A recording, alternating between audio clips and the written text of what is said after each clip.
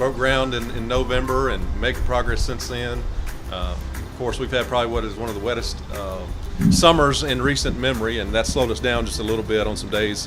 But the crew here has done an excellent job of getting caught up on some of that. What you see happening now is the foundation being laid. We've laid concrete this week. We got steel coming up out of the ground. So really kind of starting to see the shape of what the building is going to be, and you can really see how it's going to fill in that end zone and really change the feel of this stadium. So you're talking about 75,000 square feet, counting every level of the building, and that's a lot of space. 55,000 of that really dedicated to our football program inside operationally from a day-to-day basis. But it's going to go from beyond the grandstands on each side. It's going to fill in that entire end zone, and then it's going to be 3 stories high, including a scoreboard on top, which will be almost twice as big as our current scoreboard. Just to give you a sense of really the size of that whole building, it's going to be really impressive once we get it up. We broke ground in November, and really the initial steps were about trying to lay a solid foundation. This site, some people will remember, years ago this site really was a big gully. It was kind of just a no space. It was used for nothing.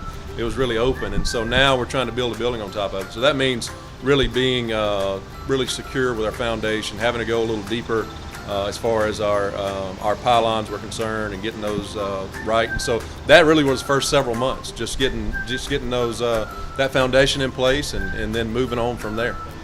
We hope that we're at a point when the football season gets here that we really can see the shape of that building. It's starting to come together, and we think it will be. I think again people will be able to see kind of the size of it and get a feel of what that footprint's going to be and how it's going to affect this stadium. I think from how it will affect us standpoint, this year we'll have to do logistically some things that we wouldn't normally do. We'll have both teams enter from the same side, which isn't ideal. But we're going to make that work, and so we'll have some changes logistically.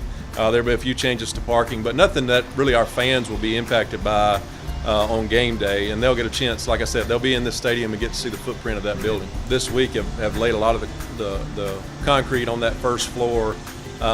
What you'll see in the next few weeks is you'll see more of that taking place, and then more steel coming up out of the ground, which will be fun to see. We'll get to see, again, the skeleton of that building start coming together. So over the next, July and August, we'll really see that shape and that skeleton of the building start taking form. Our objective, obviously, is to be in that building by the summer of next year. That's the main objective, and so we've got a little bit of room there to work with. This crew's done an excellent job of making up days on Saturdays and anytime we get sunshine. So they'll continue to do that, and then the weather will dry out as we move into the fall, and they'll be able to catch up on some of that progress. So not overly concerned about that right now. It's just a matter of we'll make up some time as we move into the fall.